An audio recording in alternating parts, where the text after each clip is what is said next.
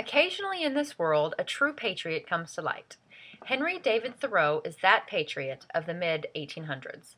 Born in 1817 in Concord, Massachusetts, to a modest family, Thoreau attended Harvard and then returned to his hometown and began teaching and writing. Thoreau was not considered a successful man in his own lifetime by society, with few readers to his now famous works and very little impact on his own life. He clearly writes for himself and not in a manner meant to impress his readers.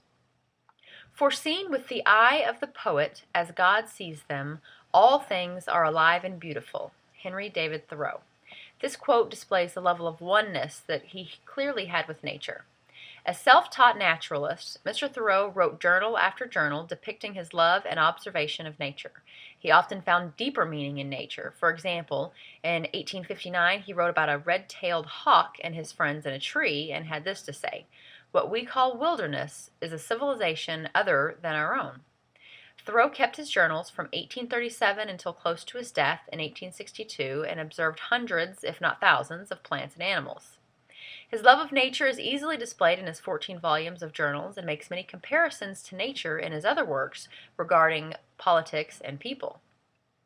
Thoreau is thought to be one of the first to spark the environmental movement. He felt, as his own surroundings were being torn down for the sake of industry and farming, that each town should have a large, untouched wilderness area for instruction and recreation.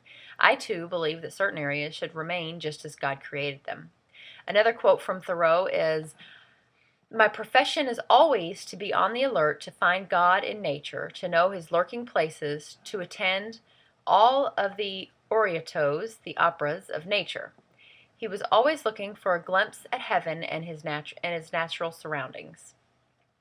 He tries to make readers aware of the economy by writing about what he owns and what owns him, and makes the connection between the constraints that we have on our lives due to the stuff that we think we need. Perhaps Thoreau's most inspiring writing is Civil Disobedience. My favorite quote from it is, "That government is best which governs least." Thoreau felt that a government rarely found itself useful, and more often than not, just in the way and unjust. He doubted the effectiveness of reform within government and often thought that no government would be better. He makes very valid points about the government that people have chosen to do their will is equally liable to abuse and pervert such power. Thoreau went so far to suggest that the military was just a cog in the government machine, and they can command no more respect than the weapons that they carry. Thoreau called for people to act and not just vote. He held the belief that voting was not enough if he truly felt strongly that a position was right. Firmly disassociating himself from the government or any part of it was one way that he took his ideological stance against the machine.